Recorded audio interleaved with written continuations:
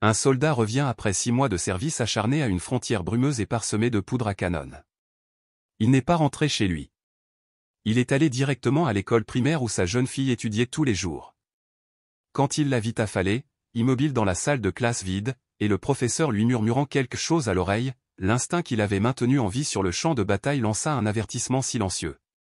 Quelque chose d'invisible, quelque chose de sale, s'accrochait secrètement à son enfant. L'horloge indiquait presque 17 heures. Les portes de l'école élémentaire d'Oakwood sont restées entr'ouvertes pour les enfants qui restaient tard pour des cours supplémentaires. Une silhouette est apparue au bout du couloir. Des pas lents et délibérés résonnaient doucement sur le sol carrelé. L'uniforme militaire portait des traces de saleté le long des poignets, et les épaulettes affichaient encore son grade. Le lieutenant Daniel Vargas était revenu de la région frontalière après 6 mois de service brutal. Au lieu de rentrer chez lui, il s'est rendu directement à l'école primaire où sa fille suivait des cours chaque jour. Dans sa main, il portait un lapin en peluche usé avec une oreille tombante, un jouet que Mia laissait souvent derrière elle. Il se souvenait qu'elle avait pleuré une fois parce qu'elle ne pouvait pas dormir sans ça. Un léger sourire effleura ses lèvres tandis qu'il continuait à marcher. Le couloir était désert. Aucun bruit de pas d'enfant. Pas de rire joyeux. Tout semblait figé dans la lumière déclinante qui passait à travers les fenêtres, divisant le sol en bandes alternées de luminosité et d'ombre. Il atteignit la porte de la classe 4B. C'était légèrement entr'ouverte. À travers l'espace étroit entre la porte et le cadre, Daniel vit sa fille. Mia était assise au fond de la classe. Son petit bureau éclipsé par des rangées soigneusement empilées de tables et de chaises vides. Sa tête était baissée. Ses bras étroitement enroulés autour de ses coudes. Ses épaules fines tremblaient, à peine perceptibles. Ses cheveux noirs tombaient sur son visage, obscurcissant ses traits. À côté d'elle, une femme se tenait penchée, Miss Holloway, son professeur. La lumière dorée du soleil qui traversait la fenêtre projetait son ombre allongée sur le sol froid. Daniel pouvait la voir clairement. Elle murmurait quelque chose près de l'oreille de sa fille. Une main reposait sur le dos de Mia. Daniel poussa doucement la porte pour l'ouvrir. La charnière grinçait doucement, comme un soupir las d'une école trop fatiguée pour avertir qui que ce soit. Mia sursauta et leva les yeux. Ses yeux étaient rouges, son regard confus, teinté de quelque chose de plus sombre, la peur. Puis, comme si un interrupteur invisible avait été actionné, elle força un petit sourire fragile. « Papa », sa voix était un murmure. Daniel s'est précipité. « Qu'est-ce qui ne va pas, chérie ? Quelque chose ne va pas ?» Mia secoua immédiatement la tête. « Non, tout va bien.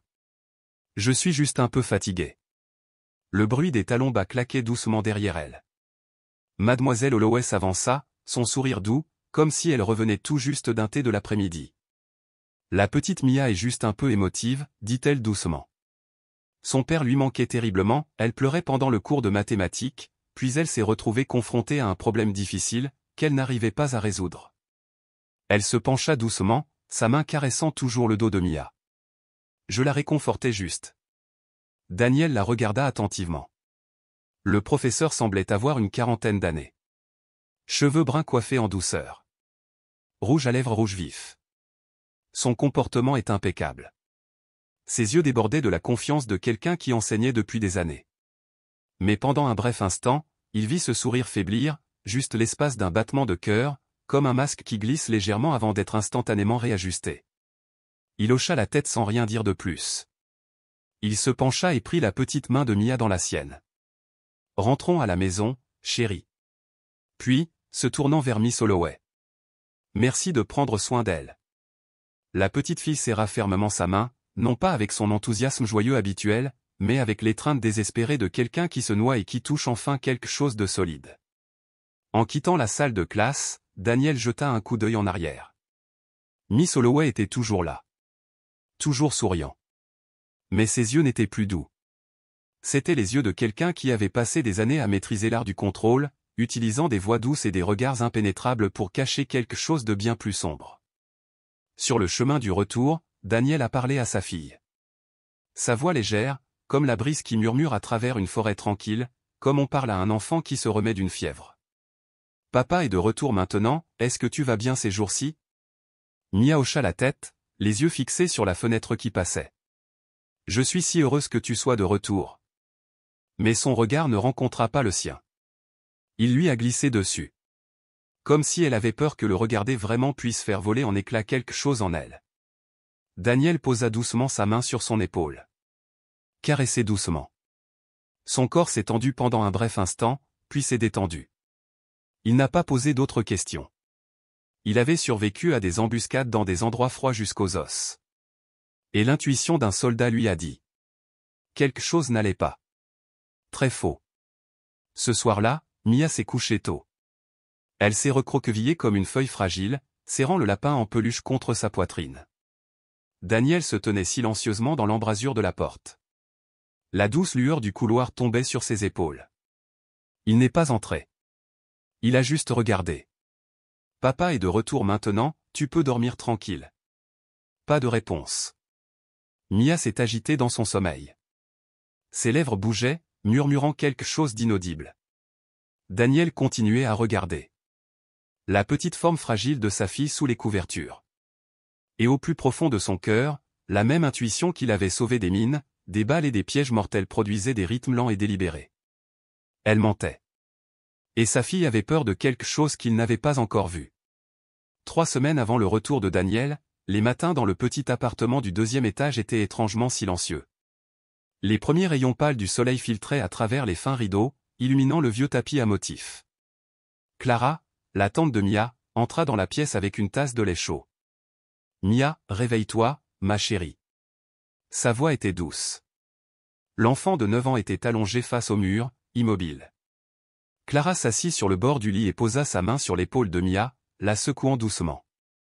Mia se retourna lentement. Ses yeux étaient gonflés. Les cercles en dessous de son palme net. Elle hocha la tête sans parler et s'assit tranquillement. Le lapin en peluche gisait de travers à côté d'elle, une oreille si effilochée qu'elle était presque déchirée. Le petit déjeuner était simple, œufs brouillés et pain grillé. Mia mangeait sans chichi, mais aussi sans aucun signe d'appétit. Ses yeux étaient distants. Comme si je calculais mentalement quelque chose de lointain. Clara versa plus de lait et demanda doucement. « Quelque chose ne va pas à l'école, ma chérie ?» Mia leva les yeux, juste un instant, puis secoua la tête. « Non. C'est juste que maman et papa me manquent. J'aimerais que ce soit maman qui m'apprenne. » Clara se tut. Pendant un instant, elle aperçut l'image de sa défunte sœur reflétée dans les yeux de Mia, des yeux de forme identique, ronds et noirs, avec une ombre de chagrin qui ne semblait jamais partir. « Eh bien, ta mère rirait de te voir serrer ce lapin dans ses bras comme ça, » dit Clara d'une voix douce, essayant de soulager la lourdeur de l'air. Mia n'a pas répondu. Alors qu'il se préparait à partir, Mia fourra rapidement et discrètement le lapin usé dans son sac à dos. Clara l'a vu, mais n'a rien dit. Dans la voiture, Clara n'arrêtait pas de regarder dans le rétroviseur. Mia était assise, la tête appuyée contre la fenêtre, ses mains serrant les bretelles du sac à dos comme si elle se préparait à quelque chose d'invisible. Clara ouvrit la bouche pour demander plus, puis s'arrêta. Peut-être que ce sont juste des choses sensibles de l'enfance, pensa-t-elle. À cet âge, il est facile de se sentir triste. Il est facile d'être en colère. Facile d'imaginer des choses. École primaire au coude. 7 heures. Les couloirs étaient animés par le bruit des chaussures et les rires aigus des enfants. Mademoiselle Holloway se tenait devant la salle de classe 4B, vêtue d'une robe bleu clair, de talons bas, un presse-papier dans ses mains. Son visage arborait le sourire habituel d'un enseignant, celui que tous les parents connaissaient bien. « Bonjour, petite Mia. » Sa voix était aussi douce que de la mélasse. Sa main reposait légèrement sur la tête de la fille, la caressant comme on caresse un chat bien élevé. Mia baissa la tête sans un mot et se glissa dans la salle de classe. Clara, observant depuis l'extérieur du portail, fit demi-tour, sentant seulement un mince voile de malaise presser sa poitrine. Mais dès que les parents furent tous partis, l'atmosphère à l'intérieur de la classe a changé. C'était comme si la réalité elle-même s'estompait. « Alignez-vous correctement. » La voix de Miss Holloway devint aiguë. Fragile comme du bois pourri. Celui qui a renversé de la peinture hier, avançait. Toute la classe est restée silencieuse. Mia marchait lentement jusqu'à sa place, les yeux fixés sur le sol. En passant, Miss Holloway se pencha et lui chuchota à l'oreille. « Marchez aussi lentement que ta mère. Tu es exactement comme elle. » Un doigt aux ongles rouges vifs a pincé le côté gauche de Mia. Juste assez pour la faire tressaillir. Pas assez pour laisser une ecchymose. Mais, hébété, après 9 heures, en cours de maths, toute la classe travaillait sur un problème. Mia regarda la feuille d'exercice, les chiffres flous. Elle se mordit la lèvre, le stylo immobile. Au passage de Miss Holloway, un long doigt à l'ongle rouge et pointu effleura sa nuque, un avertissement silencieux. Mia frissonna, son corps se contractant par réflexe. Mademoiselle Gomez, une stagiaire en poste à l'école depuis un peu plus d'un mois, était assise au fond de la classe et observait. Elle vit le tressaillement de Mia. Son regard ne trahissait pas la peur d'avoir une mauvaise note, mais plutôt la peur d'être touchée. Mademoiselle Gomez sortit son carnet et commença à écrire quelques lignes courtes et discrètes. Dans l'après-midi, Clara arriva tôt pour récupérer Mia. Elle la vit attendre près d'une petite rangée d'arbres, son sac à dos serré contre elle, les yeux aussi immobiles que l'eau d'un lac après la pluie. « Ça va aujourd'hui » demanda doucement Clara tandis qu'elle montait dans la voiture. Mia acquiesça, sans rien ajouter. Tout le chemin du retour, la petite fille est restée assise tranquillement, jouant avec l'oreille du lapin en peluche, comme si elle avait besoin de s'accrocher à quelque chose qui ne fondrait pas de ses yeux. La nuit tomba. Mia dormait dans la petite chambre, la veilleuse faiblement éclairée. Clara entra pour voir comment elle allait et remit la couverture autour d'elle. Elle se pencha et caressa doucement les cheveux de l'enfant, puis se releva et se détourna vivement. Devant la porte, une épaisse pile de documents l'attendait sur le bureau. La petite fille s'agita, marmonnant des mots fragmentés dans son sommeil. « Maman, ne pars pas. Je vais bien. Je n'ai rien fait de mal. » Clara se tenait silencieuse sur le seuil, tenant toujours le surligneur qu'elle n'avait pas encore posé. Ces mots vagues résonnèrent comme une légère fissure dans sa poitrine. Elle sortit de la pièce et ferma doucement la porte. Dans le salon, le thé que Clara tenait à la main refroidissait sur la table. L'écran de l'ordinateur restait éclairé par une série de mails sans réponse et de documents non approuvés. Elle s'assit, les yeux tournés vers la fenêtre, où les faibles lampadaires jaunes projetaient les ombres de silhouettes clairsemées. Est-ce que Mia va bien, ou ai-je raté quelque chose? Elle soupira doucement, sans réponse. Elle savait seulement qu'une sensation lui pesait sur le cœur, aussi dure qu'un caillou coincé dans sa chaussure, pas assez douloureuse pour l'empêcher de s'arrêter, mais suffisante pour la peser toute la nuit. Elle aimait sincèrement sa nièce, mais entre le travail, la vie quotidienne et les responsabilités éparses, Clara ne pouvait s'en soucier que jusqu'à un certain point. Et parfois, se demandait-elle, était-ce suffisant? Mercredi midi, cours d'art en classe 4B. Le soleil de midi entrait par les fenêtres, projetant des motifs marbrés d'aquarelle sur les bureaux. Chaque enfant dessinait librement selon le thème, la maison de rêve. Des traits colorés dansaient sur le papier, mêlés au rire et à l'odeur caractéristique de la colle. Mia resta assise, immobile, le crayon rouge à la main, sans toucher le papier. Devant elle se trouvait une page blanche. Au milieu de la table, le gobelet pour rincer les pinceaux était posé en équilibre précaire. La main de la petite fille tremblait légèrement lorsqu'elle attrapa la brosse. Ses yeux étaient toujours fixés sur le papier, mais la tête de la brosse pencha sur le côté. Le gobelet d'eau se renversa. Le bruit était faible, mais dans le calme ambiant, on aurait dit un coup de feu. De l'eau s'étala sur le papier, puis coula sous la table. Quelques sifflements retentirent. Un enfant murmura, « C'est encore Mia. La maîtresse va se fâcher ?» Mademoiselle Holloway se leva du bureau du professeur. Sans réprimande. Sans colère. Elle passa devant moi, l'air inchangé. Mais alors qu'elle marchait derrière Mia, elle tira fort sur les cheveux de la petite fille avec une phrase laconique, juste assez forte pour que 2 personnes l'entendent. « Idiot sans cervelle. Comme ta mère. Même la mort laisse des ennuis. » Mia ne se retourna pas. Elle ne dit pas un mot, se mordit simplement la lèvre. De légers murmures s'élevèrent des tables voisines. Personne ne le dit à voix haute, mais l'atmosphère devint pesante. Les 2 enfants assis les plus proches écartèrent leurs chaises pour éviter la tache d'eau qui s'étendait. Mais leurs yeux ne se posèrent pas sur Mia. Ils regardèrent le professeur, puis inclinèrent la tête. Mia le savait. Elle l'a toujours su. Le silence est parfois plus douloureux que le ridicule. Sa petite main serrait fermement le chiffon, le tissu humide taché de rouge, comme du sang. Les joues de Mia rougirent, non pas à cause de la honte, mais à cause du sentiment qu'elle était la seule tache d'encre sur une feuille de papier propre. Mia ne pleurait pas. Personne ne voyait de larmes. Mais dans son cœur, une porte venait de se refermer, celle qui menait à la croyance, ou du moins à l'écoute. Dans un coin de la classe, un garçon observait tranquillement. Aaron, 9 ans, calme mais intelligent, était assis à une table près de la fenêtre où la lumière du soleil créait une fine traînée dorée. Il n'avait pas l'intention de regarder Mia, mais quand il vit cette petite main trembler, vit sa bouche se serrer jusqu'au sang, quelque chose en Aaron bougea soudainement.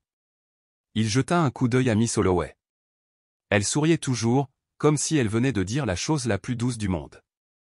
Le lendemain matin, l'infirmerie de l'école élémentaire d'Oakwood était plus fréquentée que d'habitude. Un groupe d'élèves faisait la queue pour des mesures périodiques de taille et de poids. Mia se tenait près du bout. Quand son tour arriva, elle monta sur la balance sans regarder personne. Son poignet gauche était légèrement meurtri, de la taille du bout de son pouce, comme si quelqu'un l'avait serré fort en lui tirant le bras.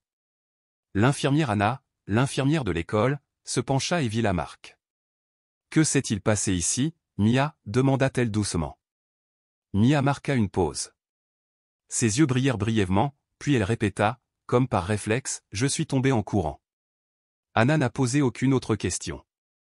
Mais en remplissant le tableau, elle a coché la case « Réaction d'évitement » et a tracé un petit trait de crayon sous la ligne « Demander une surveillance plus poussée ». Voilà ce qui s'était passé avant le retour de Daniel. Tout le monde autour de Mia voyait que quelque chose n'allait pas. Mais personne n'avait suffisamment de preuves pour dénoncer. Les gens ont choisi de rester silencieux, d'observer davantage. Mais maintenant que Daniel est de retour, il ne laisse pas la vérité dormir et sa fille souffre toujours de blessures psychologiques. Tôt le matin. La rosée sur les vitres de la voiture n'avait pas encore complètement disparu. Daniel Vargas était assis dans la voiture, ses yeux suivant les portes de l'école élémentaire Oakwood. Sur le siège à côté de lui, Mia était assise tranquillement, son sac à dos serré contre sa poitrine, évitant tout contact visuel. « Tu as bien pris ton petit déjeuner » demanda Daniel en baissant le volume de la radio. Mia acquiesça. « Tu veux que je t'accompagne jusqu'en cours cette fois ?» Elle secoua la tête. « Ça va. Je peux y aller toute seule. » Daniel hocha légèrement la tête mais continua de suivre des yeux les petits pas de sa fille. Quand Mia disparut dans le couloir, il ne partit pas tout de suite. Il leva la main et éteignit la radio. Le silence était le premier langage d'un soldat observateur. Il sortit de la voiture, sa casquette de baseball baissée. Tenue simple et décontractée, veste kaki foncé, jean, chaussures à semelles souples, rien pour se faire remarquer dans l'enceinte de l'école. Mais ses yeux, comme s'ils portaient encore la poussière du champ de bataille, n'avaient pas été lavés. Il traversa la cour et s'approcha des classes de CM1. Dans le couloir entre les classes 4A et 4B, il aperçut Mademoiselle Holloway qui guidait des élèves pour qu'ils ajustent leurs uniformes. Sa voix était toujours douce, sa silhouette digne. Les parents qui passaient la saluèrent doucement, certains murmurant leur admiration. Daniel se cacha derrière un pilier, observant sans un mot. Une petite fille a accidentellement laissé tomber sa trousse. Mia s'est penchée pour aider son amie.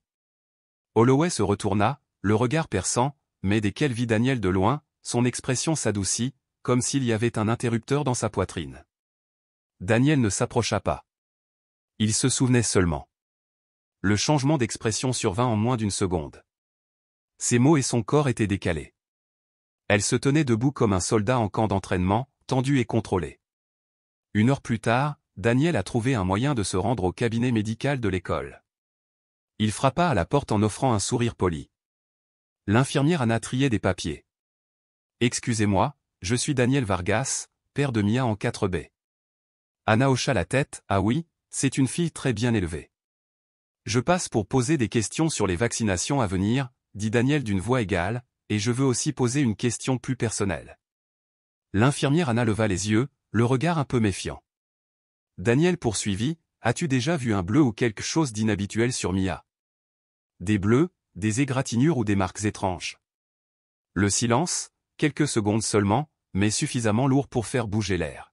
« Je sais que Mia est une enfant sensible, » dit Anna en baissant la voix, « et j'ai aussi remarqué quelque chose. » Daniel s'assit, penché en avant. « Quoi exactement ? Peux-tu me le dire plus clairement ?» Anna ouvrit un tiroir et en sortit un carnet de suivi de santé.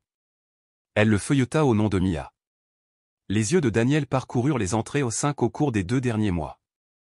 17 mars, égratignure au poignet droit. Motif, chute. 25 mars, ecchymose à l'omoplate gauche.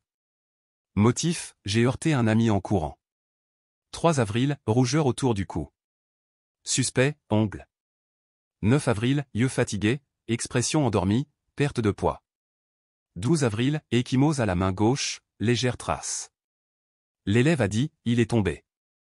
Je pose toujours la question avec précaution, murmura Anna, mais Mia dit seulement, je suis tombé. C'est toujours la même réponse. Je l'ai noté pour la suite, mais... Elle soupira doucement, ses doigts effleurant le bord de la page. L'école n'intervient que lorsqu'il existe des preuves tangibles. Personne n'agit sans preuve. Mademoiselle Holloway est une enseignante essentielle, elle est très appréciée. Tu penses que Mia a peur d'elle, demanda Daniel. Anna hocha lentement la tête. Bien sûr que oui, mais elle sait très bien le cacher. Daniel quitta le bureau, le cœur lourd, comme s'il portait des pierres autour de sa poitrine. Sur le chemin du retour, il a appelé Clara. As-tu vu quelque chose d'étrange chez Mia ces derniers temps? L'autre bout du fil hésitait. Pourquoi me demandes-tu ça? Dis-moi juste la vérité. Plusieurs fois, je l'ai vue faire des cauchemars. Elle hurlait. Une nuit, elle a crié, ne me tirez pas, ne me frappez pas. J'ai cru que la petite fille avait disparu, sa mère, peut-être. Daniel ne répondit pas. Sa main agrippait le volant, les yeux rivés sur l'asphalte qui s'étendait devant lui. Dehors, une volée d'oiseaux s'échappe des lignes électriques, se dispersant comme une formation échappée avant une tempête. Ce soir-là, il était assis seul dans le petit bureau de sa maison. La table en bois était bien rangée, la lampe de bureau brillait faiblement. Il tenait à la main le carnet relié en cuir qu'il utilisait encore en mission ou une habitude pour noter les heures, les détails, les signes inhabituels. Sur la première page, il a dessiné une chronologie. 17 mars, scratch. 25 mars, ecchymose. 3 avril, cou rouge. 9 avril, fatigue. 12 avril, ecchymose. Il tourna la page, réécrivant d'un trait sec. Tout cela coïncide avec les années de cours de Holloway. Au centre, il entourait le nom de Holloway d'un diagramme en toile d'araignée. Les branches s'étendaient vers l'extérieur. Mia, marque physique, signe psychologique, évite le contact, réflexe défensif. Infirmière, dossier correspondant. Flèche rouge, enquête plus approfondie, camarade de classe. Daniel se renversa dans son fauteuil. Son regard ne portait plus celui d'un père ordinaire. Il portait celui d'un soldat, celui qui a étudié le terrain avant de briser un encerclement. Un soldat n'a pas besoin d'armes, il a juste besoin de savoir pourquoi il vaut la peine de se battre. Et cette fois, le champ de bataille était une salle de classe. L'ennemi ne portait pas d'uniforme, ne portait pas d'armes, mais savait se cacher derrière une douceur mortelle. Daniel a fermé le cahier. Demain matin, il retournerait à l'école, non pas pour récupérer ou déposer les enfants, mais pour commencer à retourner le sol sous les talons de l'enseignant. Récréation. La cour de l'école élémentaire d'Oakwood scintillait de soleil tandis que les enfants sortaient comme de jeunes oiseaux libérés de leur cage. Aaron resta assis sur le banc de pierre à l'ombre de l'arbre phénix, sa sacoche à ses côtés. Il tenait un livre de mathématiques, mais ne lisait pas. Ses yeux restaient fixés sur le couloir où Mia était assise, recroquevillée sur les marches. La petite fille serrait ses genoux contre elle, le menton posé sur ses mains. Le vent agitait les poils rebelles sur ses joues. Ses yeux fixaient le lointain, sans rien regarder, comme si elle était très, très loin. Aaron se leva et s'approcha lentement, s'asseyant à côté de Mia. Il ouvrit la bouche pour parler la première phrase après plusieurs semaines de simple observation. Mais Mia se tourna vers lui, pinçant les lèvres, baissant la tête, un réflexe bien appris.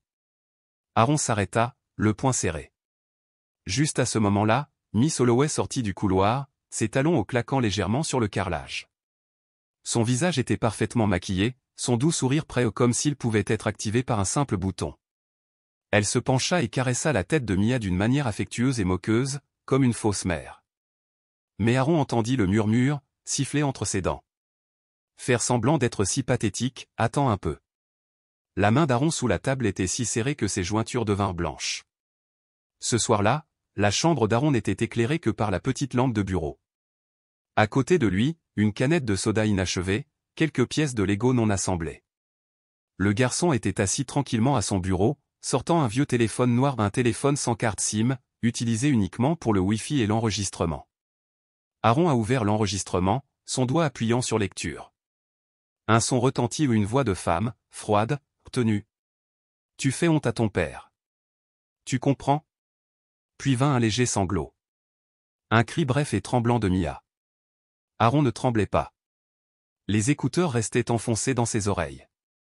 De l'autre côté, il a ouvert Word sur son ordinateur portable et a commencé à taper. Fichier 1, Mia 1.wave. Contenu, extrait Holloway insultant Mia. Horaire, lundi, leçon 2, mathématiques.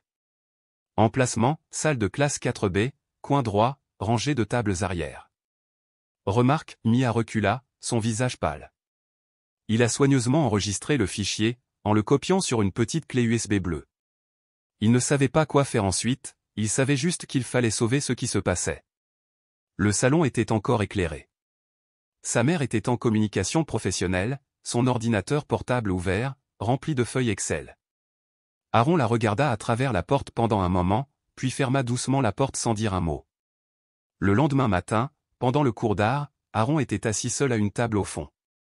Il n'a pas assemblé de maquettes comme les autres élèves. Il a juste bricolé avec un bout de papier. Le papier était froissé, griffonné de quelques mots. Mia. Holloway. Preuve audio. Il avait prévu de le ranger. Mais alors qu'il cherchait sa trousse, le papier glissa par terre, sans qu'il s'en aperçoive. Mademoiselle Gomez, l'élève professeur, inspectait chaque table. Elle se pencha pour ramasser une feuille, avec l'intention de la rendre à l'élève qui l'avait laissé tomber. Mais ses yeux se sont figés au moment où elle a lu les mots dessus. Son regard parcourut la classe, puis se fixa sur Aaron. Le garçon leva les yeux et, à cet instant, ils comprirent tous deux, quelque chose avait commencé.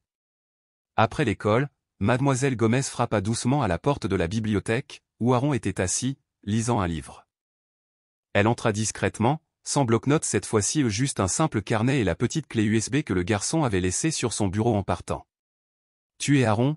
appela-t-elle doucement. Le garçon s'est retourné. « J'ai trouvé ça », dit-elle en posant la clé USB sur la table. Sa voix baissa. « Et j'ai lu ce papier aussi. » Aaron baissa la tête, mais ne nia pas. Après un bref silence, il hocha la tête. Mademoiselle Gomez s'assit en face de lui.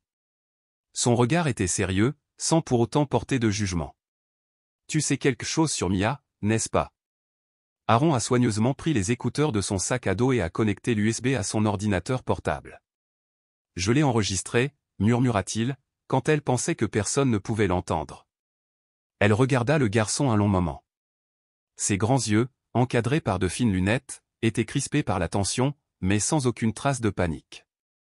C'était la première fois qu'un enfant trouvait un moyen de se défendre, de résister au mal. Elle prit la clé USB avec douceur.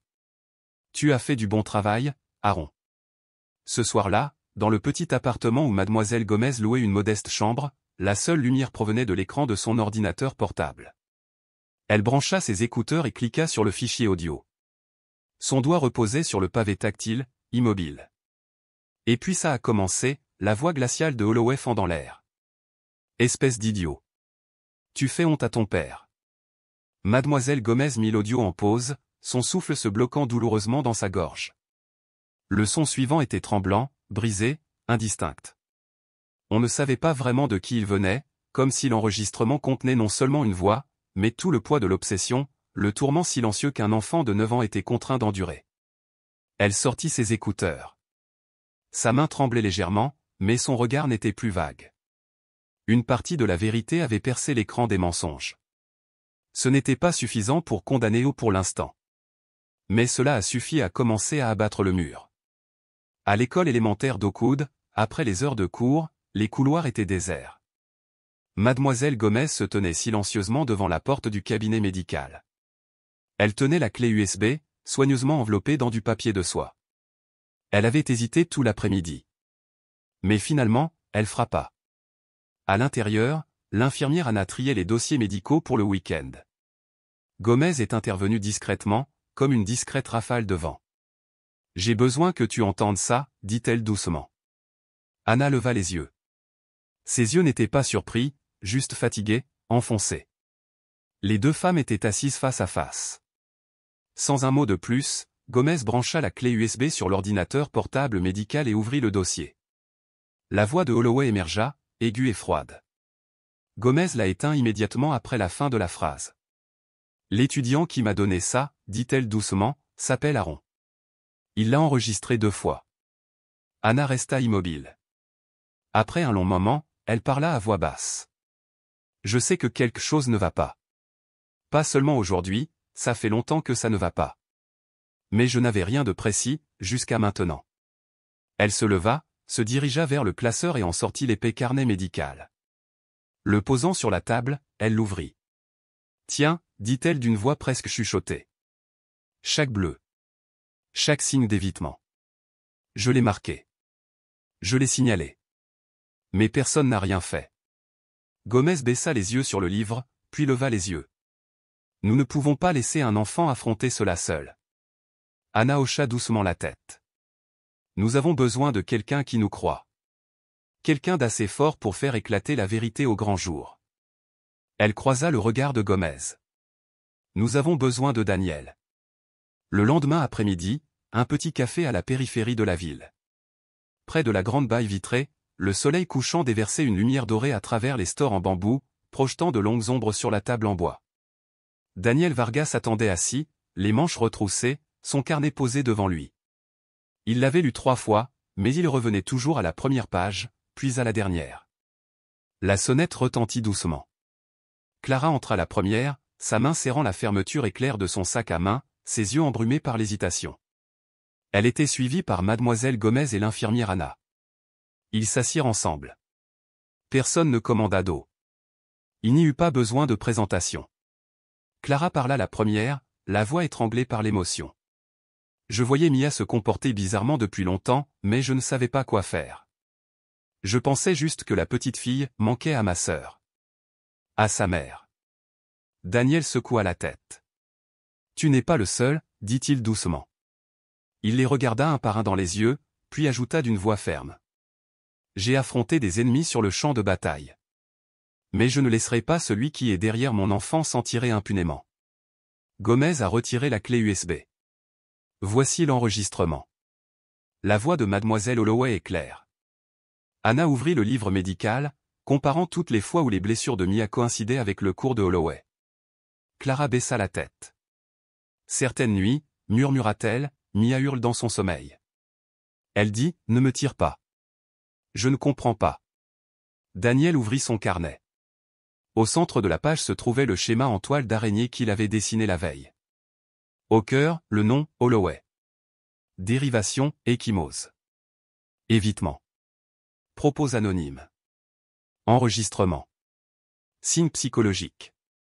Il a ajouté d'autres branches, Gomez au témoignage oculaire. Anna aux dossiers médicaux. Clara observation psychologique à domicile. Nous avons des preuves. Nous avons des témoins. Nous avons un schéma comportemental. Mais Anna hésitait. Si on donne ça au directeur maintenant, dit-elle doucement, il la remplacera. Mademoiselle Holloway a trop de relations, surtout avec les parents du conseil.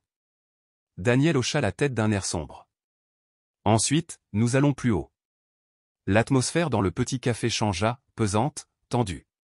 Tout le monde comprit, ce qu'il s'apprêtait à faire risquait de déclencher une tempête.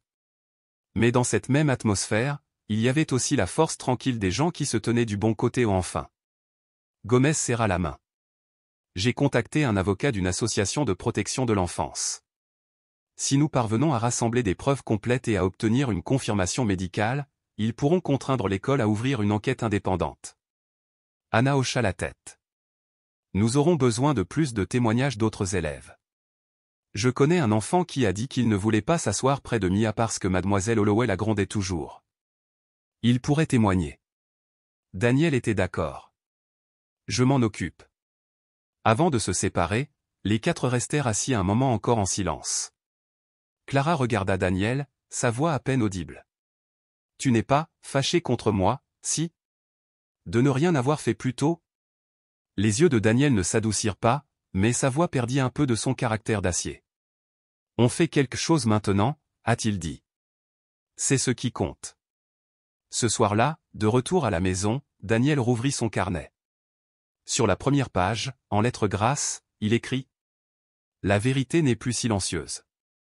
Puis il tourna la page et commença à rédiger le plan. Étape 1, rassembler des preuves complètes. Étape 2, contacter un avocat. Étape 3, envoyer le dossier, non pas par l'intermédiaire du directeur, mais directement au conseil scolaire et à l'agence de protection de l'enfance. Il a soigneusement souligné chaque étape. Puis il ferma le carnet, se leva et marcha doucement vers la chambre de Mia. La porte était entr'ouverte. La douce lueur de la veilleuse baignait la petite pièce. Mia dormait, les bras serrés autour de son lapin en peluche. Ses paupières battaient légèrement, comme si elle était encore prisonnière de son rêve. Daniel resta immobile dans l'embrasure de la porte pendant un long moment. Puis il murmura, à peine audible. « Je te le promets, personne ne pourra plus te faire de mal. Pas cette fois. » Demain matin, il retournerait à cette école. Mais pas simplement comme un père qui prend son enfant dans ses bras. Pas plus. Mais en tant que personne ayant traversé la guerre, cette fois, il allait gagner. Mardi matin, la douce lumière du soleil éclairait la cour de l'école. Les portes de l'école étaient toujours bondées, comme d'habitude, mais il y avait quelque chose de différent dans l'air, quelque chose de subtil, comme un courant souterrain couvant sous la glace. Daniel Vargas sortit de la voiture et ouvrit le siège passager à Mia. La petite fille resta silencieuse, mais en sortant, son regard scruta lentement les alentours, comme s'il percevait un changement qu'elle ne parvenait pas encore à définir. Daniel se pencha, ajusta délicatement les bretelles de son sac à dos et murmura doucement, « Papa va rester un moment, je te présente ton professeur. » Mia leva les yeux, une lueur d'inquiétude traversant ses yeux, mais elle hocha la tête doucement, sans poser de questions. Daniel lui serra l'épaule pour la rassurer, puis la regarda disparaître dans le couloir, sa petite silhouette engloutie par les ombres de l'école. Il marcha lentement vers le bureau du directeur, son regard s'arrêtant sur chaque détail, les plaques signalétiques sur les portes des salles de classe, les bancs de pierre usés, les discrètes caméras de surveillance perchées au coin des murs. Aucun détail ne lui échappa. Au bureau, il frappa doucement et entra avec un sourire poli et mesuré. « Bonjour, je suis Daniel Vargas, le père de Mia, en classe de CM1B. » La secrétaire leva les yeux, légèrement surprise par le ton calme mais résolument ferme de l'homme. Daniel poursuivit sans hésiter, « J'aimerais prendre rendez-vous avec le directeur. J'aimerais discuter de quelques points. » « Oui, laissez-moi vérifier son emploi du temps, » murmura la secrétaire en tâtonnant maladroitement sur son ordinateur. Le sourire poli de Daniel ne s'effaça pas, mais ses yeux ne quittèrent pas l'écran qu'elle consultait. « Ce n'est pas urgent, » ajouta-t-il doucement, « du moment que je puisse lui parler en privé, au moment opportun. » En classe 4B, la matinée a commencé par un cours de géographie. Mia était assise au fond, comme d'habitude, mais sa posture était différente ce jour-là. Elle gardait toujours la tête légèrement penchée, mais son dos n'était plus affaissé sur le bureau. Ses mains étaient ouvertes, posées calmement, et non plus crispées comme avant. Mademoiselle Gomez, assise tranquillement au fond de la classe, observait attentivement. Elle remarqua chaque détail, comment Mia levait la tête quelques secondes pour écouter la leçon, comment elle écrivait lentement sans s'arrêter à mi-chemin et, surtout, comment l'air effrayé qui la hantait depuis des semaines avait disparu. À l'extérieur de la salle de classe, Mademoiselle Holloway continua son cours, son regard s'arrêtant brièvement sur la fenêtre du couloir. Daniel Vargas se tenait là, immobile, adossé nonchalamment à la balustrade en bois, le regard fixé sur la salle de classe. Il ressemblait à n'importe quel père attendant son enfant, mais il y avait autre chose, une immobilité, comme un chasseur en embuscade, guettant l'apparition de sa proie. La voix de Holloway vacilla un instant, mais elle reprit vite ses esprits en souriant. « Mes enfants, qui sait quel pays traverse le Nil ?» Sa voix resta douce, mais dans ses yeux, une lueur sombre vacilla, une ombre qui se glissa au coin de son regard. L'heure du déjeuner arriva. Les élèves sortirent de leur salle de classe en groupes enthousiastes. Mia, comme d'habitude, porta son panier repas jusqu'à une table près de la fenêtre, la même où elle s'asseyait toujours seule. Mademoiselle Gomez s'approcha, son propre déjeuner à la main, et s'assit discrètement à côté d'elle. « Il y a encore un beau soleil ici, n'est-ce pas ?» dit-elle doucement, d'un ton léger, comme si elle ne parlait que de la météo. Mia hocha légèrement la tête. Un instant passa. Alors qu'elles ouvraient leur boîte à lunch, Gomez murmura d'une voix à peine audible, destinée à Mia seule, « Il y a quelqu'un qui est de ton côté. » Tout le monde ne la croit pas. Mia se figea, la main suspendue en l'air. Lentement, elle se tourna vers Gomez, le regard embrumé par la suspicion, mais pour la première fois, il y eut une infime lueur, comme le premier aperçu d'une porte qui s'entr'ouvre lentement, même si elle n'était pas encore sûre d'oser franchir la porte. Plus tard dans l'après-midi, Daniel remonta lentement le couloir, feignant l'oubli et annonçant à la secrétaire qu'il avait oublié son portefeuille. Il sourit poliment, puis fit demi-tour. Passant devant la salle de réunion du fond, il laissa ses clés lui échapper des doigts avec une telle aisance que personne n'aurait deviné que c'était intentionnel. À cet instant, la porte de la salle de réunion 2 s'ouvrit en grinçant, à peine. Une voix s'échappa, grave et tranchante comme une lame. Il manigance quelque chose. Si les enfants commencent à parler, je les attrape tous à la gorge. La voix de Holloway. Inimitable. Fini le ton mielleux destiné à charmer les adultes, mais froid, cassant, c'est que comme du béton qui n'a pas encore complètement pris. Daniel se pencha pour ramasser ses clés, son pouce effleurant le dos de son téléphone d'un geste rapide et familier, lançant le raccourci d'enregistrement qu'il avait programmé il y a longtemps, lorsqu'il était soldat. Se rapprochant du mur, il y appuya son épaule, inclinant légèrement la tête, gardant le regard fixé sur le couloir pour préserver l'illusion de la décontraction. À l'intérieur, la voix de Holloway continuait, toujours chuchotée mais parfaitement claire. Ce sont des enfants. Qui les croirait? Et si un enfant ose parler, j'ai des solutions. Leurs parents sont occupés à courir après leur salaire. Personne ne contestera ma parole. Le silence suivit. Le léger grattement d'un stylo. Le grincement d'une chaise. Puis sa voix à nouveau, ils doivent avoir peur. Ils doivent savoir se taire. Les enfants aussi faibles que Mia sont les plus faciles à contrôler. La main de Daniel se resserra légèrement sur la bandoulière de son sac. Dans son esprit, ces mots s'assemblaient comme les pièces d'un puzzle cruel, s'emboîtant avec chaque bleu, chaque larme, chaque nuit blanche que sa fille avait endurée ces 2 derniers mois. Reculant d'un pas, il se redressa, se tapota le front avec une surprise théâtrale, puis se retourna et s'éloigna, ses doigts sauvegardant calmement l'enregistrement et se l'envoyant par courriel comme sauvegarde. Un mince sourire éclaira ses lèvres. L'enregistrement n'était pas long, à peine 1 minute, mais il était suffisant. Assez pour révéler la vérité qui se cachait derrière le rouge à lèvres. Assez pour briser tout faux déni. Et surtout, assez pour que Mia, Aaron et les autres enfants n'aient plus à vivre dans la peur silencieuse. Ce soir-là, chez lui, Daniel envoya le fichier sur une conversation privée partagée avec Anna, Gomez et Clara.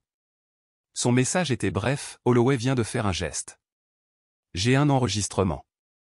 Une voix. Elle menace les élèves. Pas encore de nom. Mais le contexte est clair. Gomez a répondu en premier, je l'ajouterai au dossier complémentaire. Si le directeur le dissimule, nous augmenterons la peine. Anna a ajouté, je connais quelqu'un au ministère de l'Éducation. Je peux envoyer un résumé discrètement.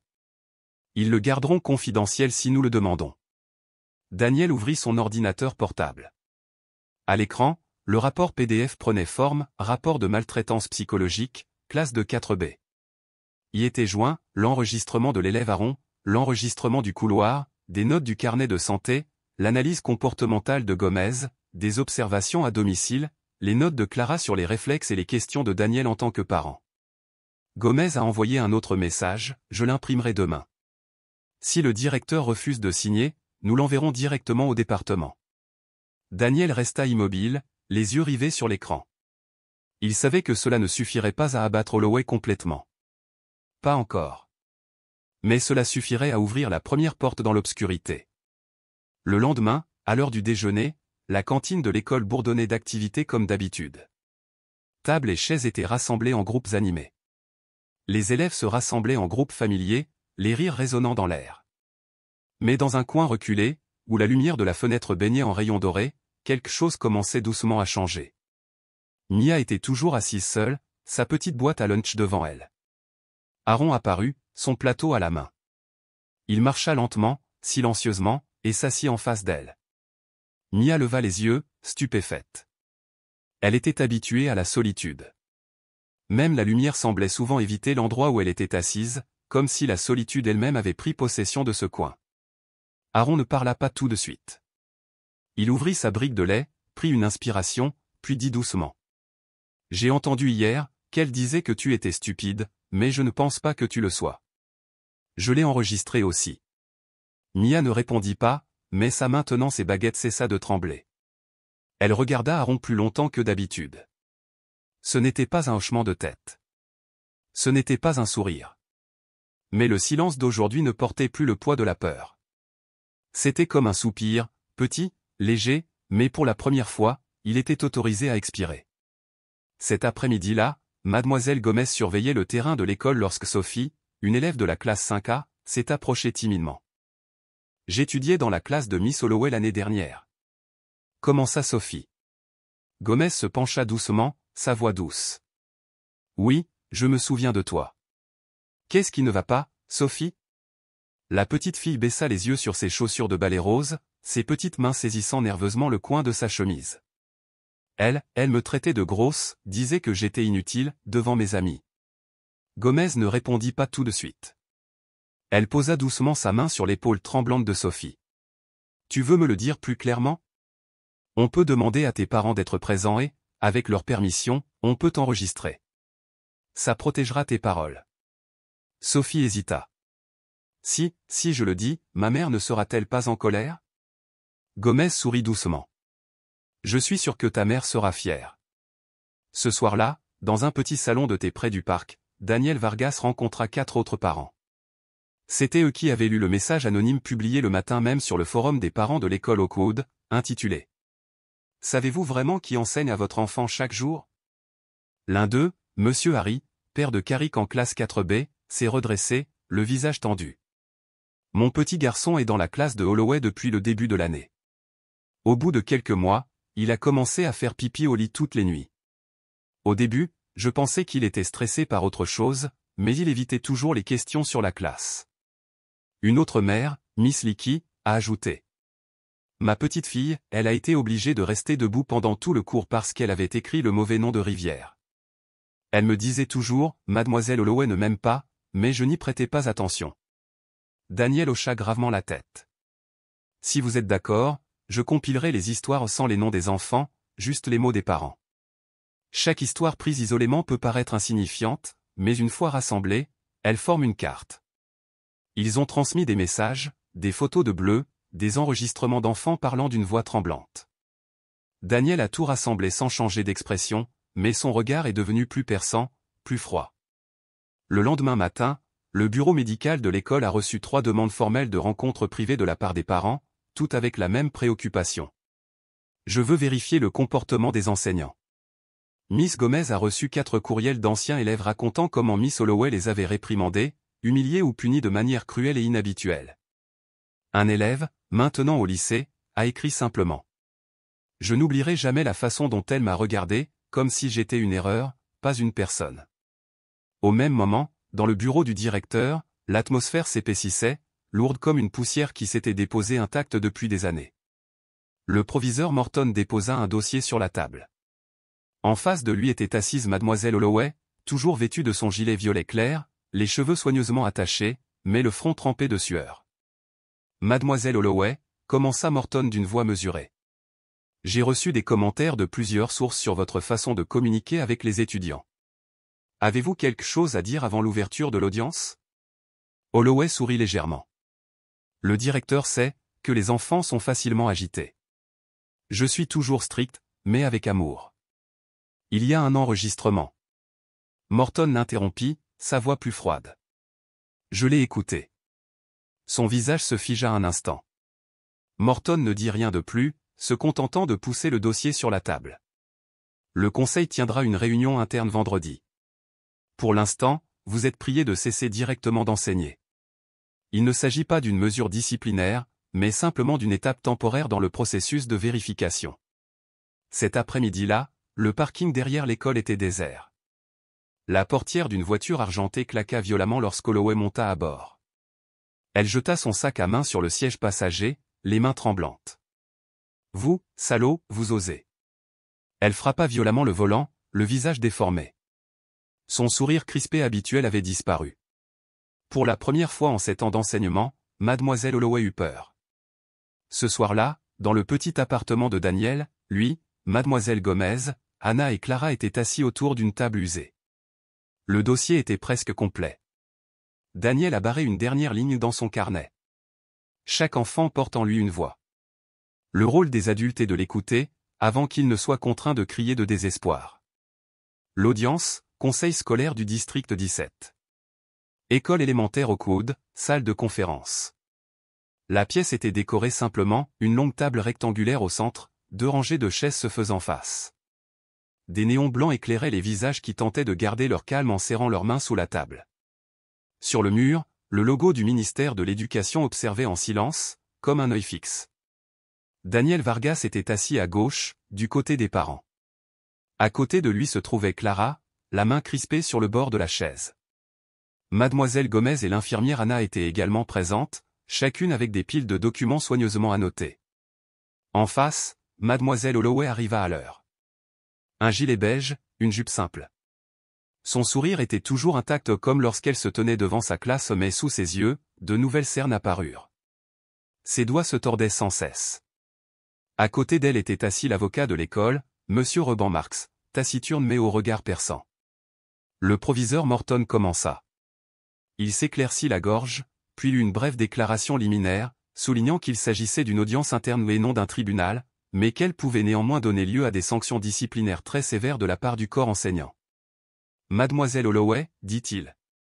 Nous avons devant nous des documents sérieux, vérifiés par de multiples sources, notamment des parents, des enseignants et du personnel médical. Avez-vous quelque chose à présenter avant l'ouverture de l'audience?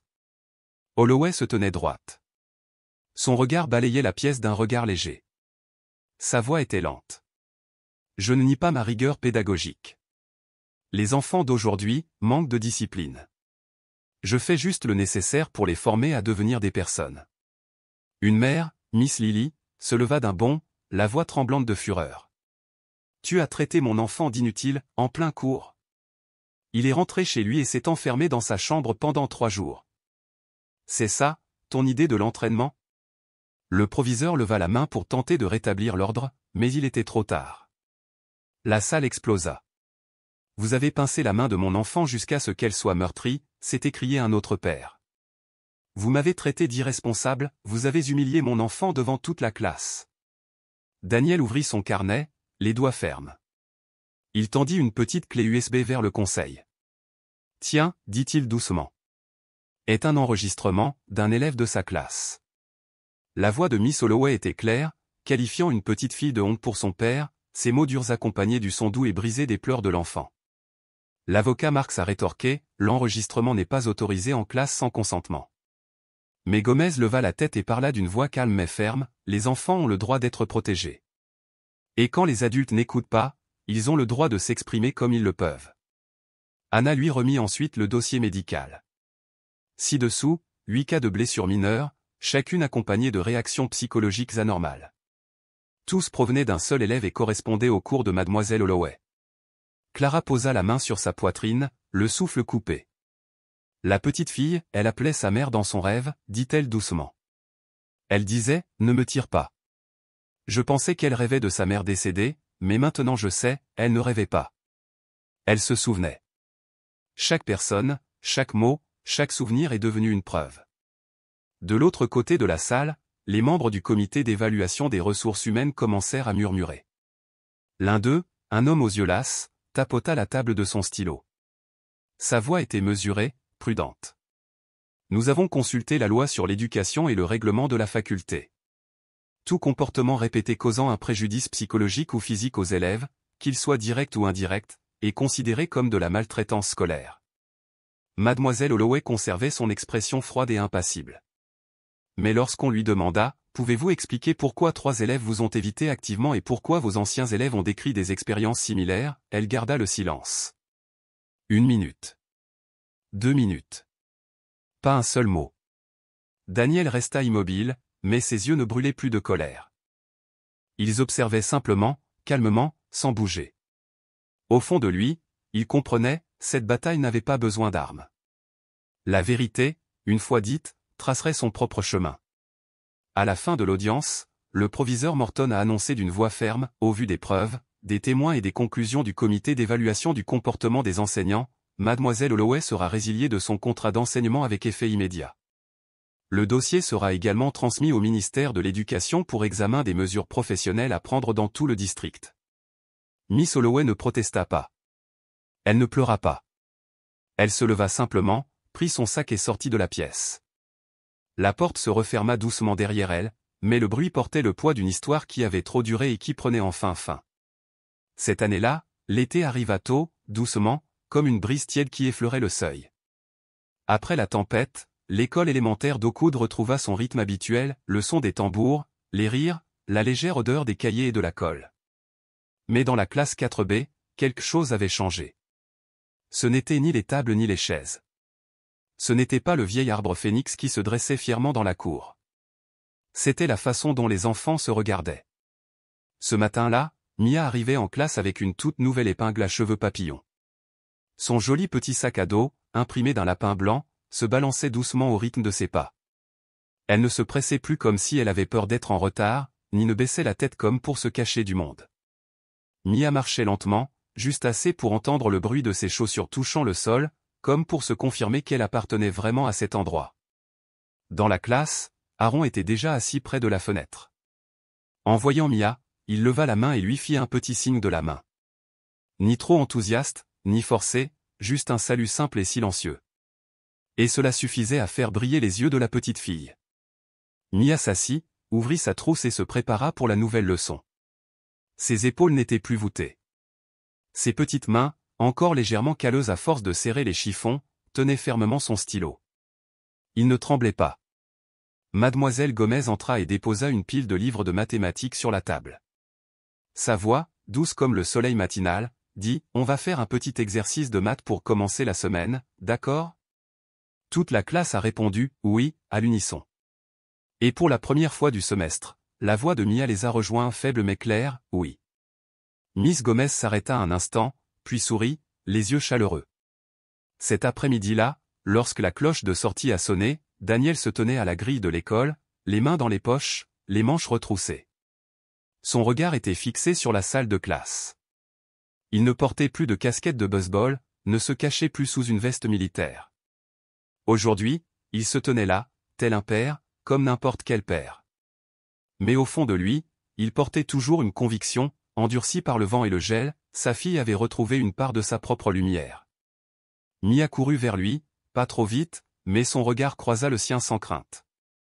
Arrivée à sa hauteur, elle leva les yeux et dit d'une voix naturelle et posée, « Aujourd'hui, ma classe a fait un contrôle. J'ai eu une bonne note. » Daniel se pencha, lui prit la main et sourit. « Je savais que tu en étais capable. » Main dans la main, ils se dirigèrent vers la voiture où Clara attendait, tenant un sac de pain frais acheté dans le magasin près de chez eux. Elle entendit un à Mia en souriant. « Des toasts à la confiture de fraises. Tu as dit que tu en avais envie hier. » Tante s'en est souvenue. Mia le prit, grignota le bord avant de lever les yeux et de dire doucement « Merci, tante. » Les yeux de Clara, autrefois ternes et voilés d'inquiétude, s'adoucissaient. Elle hocha doucement la tête, comme si elle craignait de briser quelque chose de fragile. Ce soir-là, leur petit appartement rayonnait de chaleur. Daniel préparait des spaghettis aux ceux que Mia adorait du vivant de sa mère. Clara mettait la table. Mia était assise dans sa chaise haute, faisant ses devoirs, jetant de temps en temps un coup d'œil dans la cuisine. « Tu as mis trop d'oignons dedans » cria-t-elle. Daniel rit, sa voix provenant de la cuisine. « J'y ai goûté, ce n'est pas épicé. » Clara se joignit au rire. « Et si c'est épicé, il suffit d'ajouter du fromage. On a toujours du fromage dans la cuisine, tu te souviens. » Mia hocha la tête, plia son livre et courut aider, parsemant les assiettes d'herbes aromatiques. Quand les trois s'assirent, le bruit des couteaux, des cuillères et des rires remplit la pièce léger, mais réel. Daniel regardait sa fille, le cœur chaud. Après la tempête, chaque petit geste Mia osant commenter la nourriture, osant lever la main en classe, osant traverser la cour de récréation sans crainte était un petit pas vers la lumière. Ce samedi-là, la famille est allée au parc au bord du lac. Daniel avait apporté un vieil appareil photo. Clara avait préparé des sandwichs. Mia avait fait du vélo fraîchement réparé. Les enfants couraient sur la colline herbeuse et, pour la première fois depuis des mois, Mia se joignit à eux. Lorsqu'une fille nommée Lily demanda « Veux-tu jouer au football ?» Mia hocha la tête. Clara murmura à Daniel, elle revient petit à petit, n'est-ce pas? Daniel ne répondit pas immédiatement. Il leva l'appareil photo, capturant l'instant, Mia tapant dans le petit ballon, les cheveux au vent, son sourire large et libre. Oui, murmura-t-il enfin. Elle revient. Mais cette fois, entourée d'une barrière protectrice. À midi, de retour à la maison, Mia s'est blottie dans les bras de Clara et a murmuré « Maman me manque, mais maintenant je n'ai plus peur de rêver ». Clara lui caressa doucement les cheveux. Daniel, qui entendait de la cuisine, ne les interrompit pas. Il s'approcha discrètement et s'assit à côté d'elle, posant une main ferme sur l'épaule de sa fille. « Et toi aussi, tu es là, dit-il doucement. Fort. Vraiment. » Ce soir-là, avant de dormir, Mia ouvrit le tiroir et en sortit son vieux lapin en peluche. L'oreille était encore effilochée, mais soigneusement recousue. Elle la posa près de son oreiller, grimpa dans son lit et murmura « Aujourd'hui, je n'ai pas besoin de te serrer dans mes bras pour dormir. » Clara se tenait sur le seuil, silencieuse, les yeux humides. Daniel se pencha, embrassa Mia sur le front et murmura « Tu as grandi, juste un peu. » Mia marmonna d'une voix ensommeillée « Je ne veux pas grandir trop vite. Je veux juste vivre, pour de vrai. » La veilleuse s'est atténuée. Le silence s'est installé dans la pièce. Dehors, dans le salon, Daniel était assis avec son carnet. Juin. Ciel clair. Mia ne dit plus « j'ai peur ». Non pas qu'elle ait oublié sa peur, mais parce qu'elle sait qu'elle n'est pas seule. Il posa son stylo et ferma son carnet. Dans son cœur, le champ de bataille avait enfin reculé. Il ne restait plus qu'un foyer, un doux soleil et un enfant qui apprenait à sourire à nouveau. L'histoire de Daniel et Mia ne se résume pas à dénoncer un harceleur. C'est le parcours d'un père, apprendre à écouter en silence et à se lever au bon moment. Parfois, pour sauver un enfant, nul besoin de crier. Il suffit de quelqu'un d'assez patient pour le regarder dans les yeux et assez courageux pour croire qu'il n'invente pas sa douleur. Personne n'est prêt à protéger autrui du mal. Mais ce qui compte peut-être n'est pas de savoir toujours quoi faire, mais d'avoir assez d'amour pour ne pas se détourner. Que pensez-vous de cette fin? Si vous aviez été Daniel, l'auriez-vous fait différemment? Avez-vous déjà douté de votre propre intuition, et l'avez-vous regretté? Et si vous, ou quelqu'un que vous connaissez, portez quelque chose d'indicible, n'oubliez pas, personne ne devrait avoir à souffrir seul. Je suis ici, en train de lire chaque commentaire. Et j'écoute. Vraiment.